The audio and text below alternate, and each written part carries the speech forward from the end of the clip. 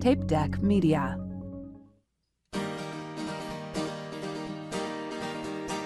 My friend Dan, he's got a podcast, cause all comics need a podcast, and nobody had a podcast called The Art of Bombing. So Dan went out and bought a tape deck. Who knows why he bought a tape deck? Podcasts don't get played on tape decks, but Dan is from the 80s. So hey there, all you funny jerks, come talk to Dan about your work. Tell him all about your worst times. It's The Art of Bombing.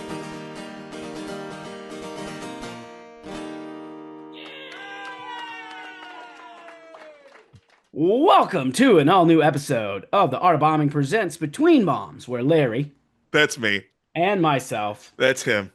call back our most recent episode. And in this episode, we are calling back episode 315 with Taylor Soderborg. And it was a great conversation. It was. It was a really fun conversation. I think she's a great comedian and had a lot to offer in that episode because it was fresh off the Laugh Out Loveland Comedy Festival. Right. and again, that's not why I had her on the podcast.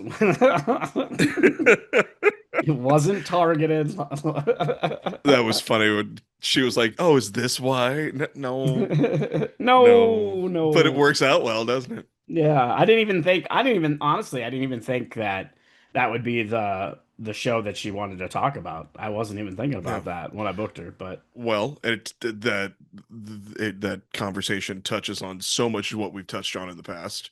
it really has. Like, sometimes you can blame the audience. And in that Sometimes you case, especially when you have people that aren't comedians coming up to you after the show and being like, "What a lousy audience." That is. Yeah, I know. Yeah, that's one of the first times I've ever had people in the audience come up and complain about other members of the audience. Which, I mean, that says something that if other people are complaining about you, it might be you and not the rest of the show. One of the quotes I wrote down, which I think is great, how many times have we all experienced that where she said, the audience the audience hates me. Now I hate myself. Yeah. Yeah. But, in comedy, this is a debate that sometimes you have to pay the dues to the comedy gods. And Larry is definitely again, it's definitely got a viewpoint on this. Hey, here's the thing. I get it. You get that it's what my therapist refers to as magical thinking. When you have a run of good shows, and if you just have a bad one, oh, that was due, or I gotta chalk it up to the fact that I had a bunch of good ones, so I gotta have a bad one, and I don't necessarily cotton to that. It's hopefully you just have a run of good shows, and there's times where I can walk away and go, I mean, medium, and that's But still. here's a thought on that. What if it is a way for comedians it's a coping mechanism for having a bad show? Yeah. Because we do all have a bad show from time to time. Doesn't necessarily mean that it's due because we had a string of good ones, but sometimes it's just easier to be like, well, I was due for a bad show, and that's going to make me feel better about this bad show. It eases the blow a little bit. Yeah, well, and that's the thing. I used to have those thoughts of, well, I was just due for one, but now I have to just sometimes stop and go, why was that medium? Was that because am I getting close to burnout? Do I need to adjust my material? Am I bored with my material? What do I need to do? It's a good, for me now, it's a good litmus test that when I walk away and go, it's a good way for me to just step back and go, okay, what do I need to analyze in this moment? But yeah, it is also, it's a lot easier to be like, well, God's punishing me for having too much fun. So, well, you know what you got to do if you want to have a good show. What's that, Dan? That's build likability and trust. What? Is that like one of the topics that we're discussing? It might be. I'm getting really good at my segues. It's true. It's true. The more you and I do these, the better my segues are getting. but but it's a true statement. I Yeah.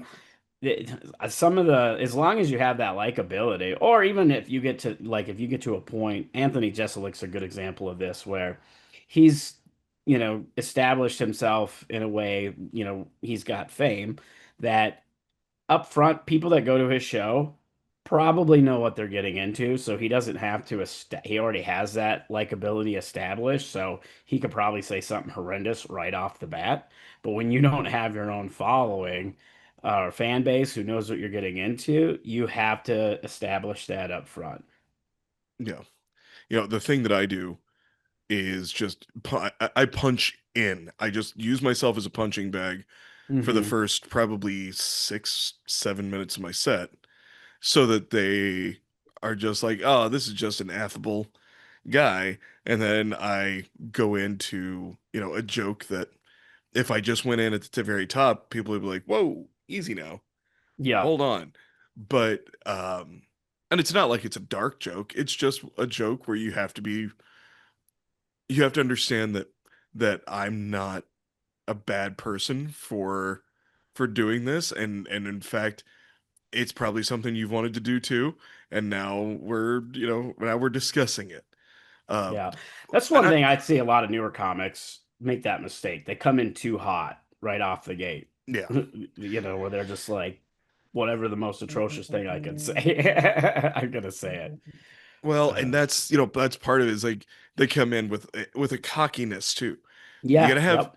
you've got to have some humility for the audience to follow along. One of the and I'm sure I've said it on here before, but it's a perfect example of it. Dana Gould, in an interview he was saying some of the best advice he was ever given, because he would go in pretty hot as an opener and not realize, for some audiences that knew him or were at least familiar, it'd be pretty good.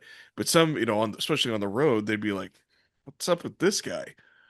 And the comedian, and I can't remember who he was opening for, but the comedian he was opening for was like, "Hey kid, here's the mistake you're making. You want them to like you, right? Well, I mean, yeah, ultimately I want them to like me. Well, you got to prove to them you like them first. That's great advice If you right there. can, That's yeah, and especially you just go in, you make them think, oh gosh, this guy loves us and he loves being here.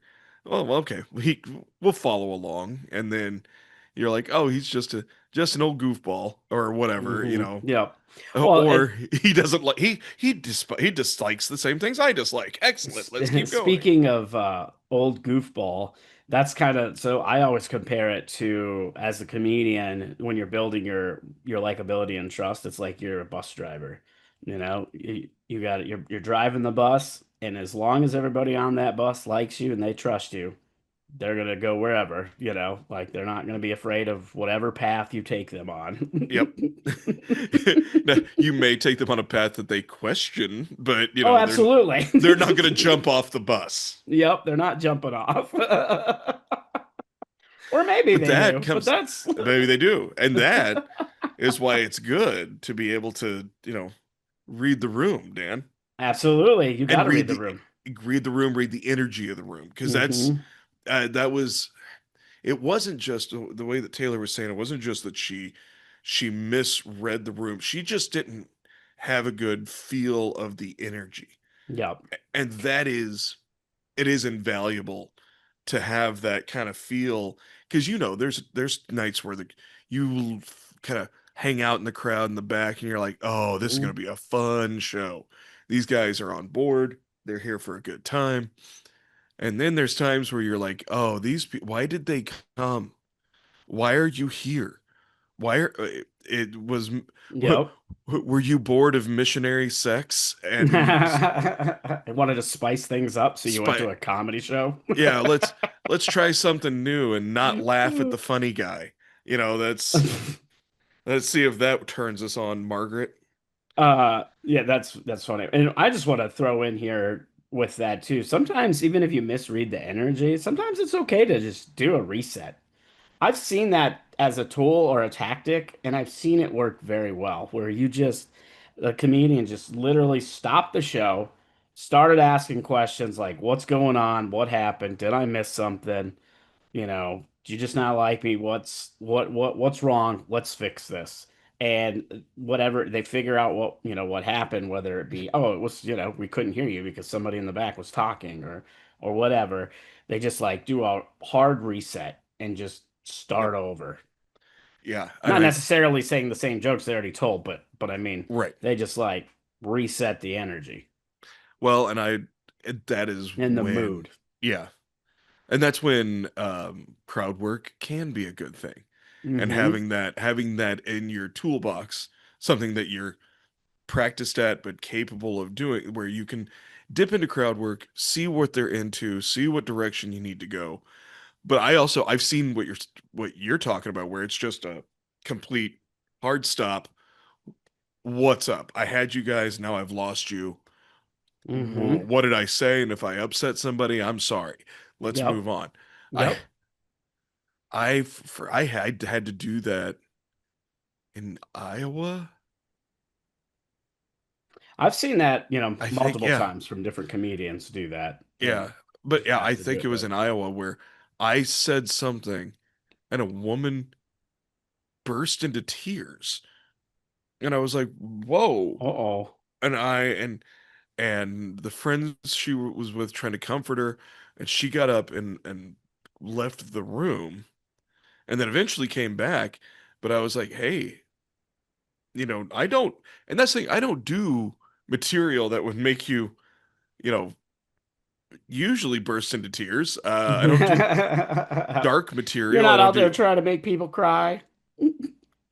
yeah, yeah. I'm not trying to do a whole lot of edgy, dark stuff. But when I was like, hey, I am sorry. My job is to make sure everyone's having a good time. So, and turns out it was just, she was dramatic. It was a thing. I, s- Her friends came up after the show and they're like, it wasn't you, but it was an excuse to pull attention to her son. And I was like, Oh, oh, that's even worse. That you yeah, had to like do a reset, but it was just because somebody's trying to get attention. yeah. And I was Oh. like, oh, well, I take my apology back. And Yeah. they're like, But going good. back to the, a good opportunity for crowd work, that also falls into being able to read the room. Because in order to do good crowd work, you need to be able to read the room, or at least the person you're trying to do the crowd work on. And we've said it on this podcast before, but if you start talking to somebody and they clam up and they don't want to talk to you, do not keep pressing them. Move on. Yeah. Say thank you and move on to somebody because then that's going to make that sucks the energy even more and Oh, makes yeah. it awkward for everybody. Well, and that's also why it's important at the very top to build likability and trust. Yeah, I like that. We're great, great slide. You slid that call back right in there. Well done, Yeah. sir. That's, because that's what we do here on Art of Bombing. We have Callbacks. great, great. Yep.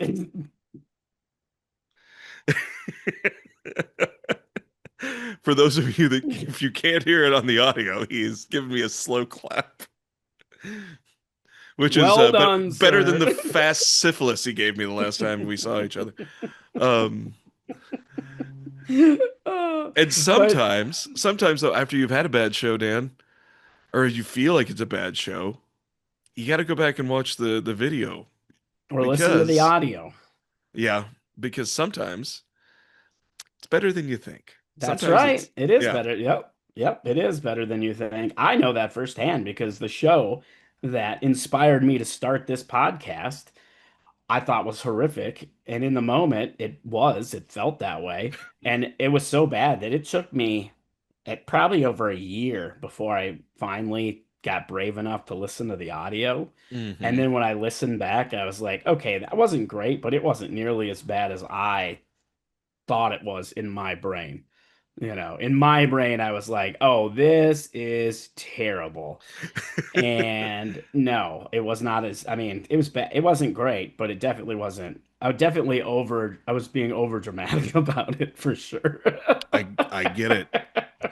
Well, when you hold yourself to a high standard and you don't meet those standards, you're like, well, but burn it all down, and then you go back and you watch it again, and you're like, oh, I've got like 4 or 5 good clips out of Hmm. this if I really wanted Yep. to. And Uh, I would say that's a good point to go back and watch the video, or listen to the audio within a few days of that performance. Because if you're feeling really bad about it and you listen to that, it's going to make you feel better faster, as opposed to, I mean, I went and created a whole podcast because that's how traumatized I was. and you've kept it up too. That's I the almost f quit. I almost quit comedy, had to be talked off a ledge, and then I went and started this podcast. oh my So. God. Here's the worst part is that you started a podcast. That's the Yeah, yep, absolute worst. that's the worst part of all of this. I started a podcast and now here we are. Here we are. Uh 8 years later, we're still going. 8 years later, and how many producers? Actually, just two. Just two? Okay. Because I was self-produced for You were, yeah, for a long time. the first 5, 6 years. So I just yeah, was hoping 5 years, yeah. I was hoping you're gonna say there were three before Josh, but then I fired them all before. I fired them all before they started, if we're being honest. I was just like, yeah, I can't work with you. This is out. This is terrible. Why did I Terrible. do Why are this? we doing this? Terrible. Oh, that's funny. But yeah, I mean, yeah, like I said, you gotta, a lot of times it's not as bad as we think. So it is important to go back, listen to those sets, and that way you feel a little bit better about yourselves. And, do the Yep. things, man. Do the things and just keep getting better at Do the comedy. things. Al, and yeah, go back and watch those Self videos. included. I got to do Yes. that too more often. And record everything. That's where I Hmm. get where I'm like, I'm not gonna record this, and then I end up with like a great set, and I'm like, yeah, I should have recorded that. Damn it. Little spoiler alert, but on next week's episode with Ben uh, Katzner, we actually talk about this. The subject is one of the main through lines of that episode. It was something we Well, talked. It was something we talked about. So look at you doing a little foreshadowing without even knowing it because you haven't listened to that I episode yet haven't. because I I have haven't no. uploaded it. Yep, no idea. So that's how. But See, that's how good a producer I yeah, you just knew. You probably gave him the talking point. You're probably like, am. How did you even know that was the guy? Because I know everything. I'm the producer. It's my job. The producer. The producer. Well, I think we're gonna wrap up because, like I said, you need to you want to go. It's a little shorter episode this week, everybody, but that's because Larry's got some stuff he's got to do tonight. I got to finish getting. I have a show tonight, and I have to finish getting ready for SuperCon. And we're recording before I go to Ooh. SuperCon. So, yeah, I fly out first thing in the morning. So I Yeah, still you got. do. Yeah, I do. Yeah, and we're doing. It was announced today. We are doing a live Art of Bombing recording at SuperCon with a comic book writer that used to be a comedian, Elliot Rahl, and we're going to talk about. He's got some stories that he's going to share, obviously, and then we're also going to be talking about his comic book that was based on a stand-up comedy called Knock 'em Dead. And so, Oh, yeah, you remember I yeah. told you about that book. Yep, Yeah, I've read it. It's very, yep. very good. I didn't put two and two together, so that's going to be a real good episode. Yep. So yeah, so if you're in Sioux Falls, you already missed it because this comes out after I'm already there. So you'll just have to wait for it till we release it. So if you're in Sioux Falls, suck it. Too Because bad. you've missed it. Mm, mm. But you got something to look forward to on the old in the old ear holes and in a couple of weeks. Or at whatever holes you prefer to listen to your podcast in. That's right. All right. Well, we're going to wrap this up. One last thing. I do just want to mention if you're a newer comedian or even if you've been doing comedy for a while, you may or may not know this because I don't promote it as well as I should, but I do some one-on-one coaching, mentoring, and now I'm offering one-on-one set evaluations where we go through a 5 to 7 minute set and I help you tighten it up, maybe add some, help you do some better punches or tags, flow, different things like that. So if that's something you're interested, hit up my website, danbublitzcomedy.com, or just hit me up on Instagram. But that is a service that I am offering now. And I am offering this service because it was requested. I had people reach out and they're like, hey, how come would you do this? And so I started doing that. And I've had some really good feedback on that. So if you would like some help getting your set together, come talk to me. I got you. That's awesome. Yeah. Dan knows his stuff, guys. So There hit we him go. up. All right. Well, thanks for listening. Thanks for tuning in. Make sure you hit that follow, subscribe, wherever you're listening. Make sure you're doing that. Leave us a 5-star review, nice rating, review, all those things. We appreciate that. And we will be back next week with an all new episode of The Art of Bombing. Till then, have a great week. See ya. This has been a Tape Deck Media production. Thank you for listening.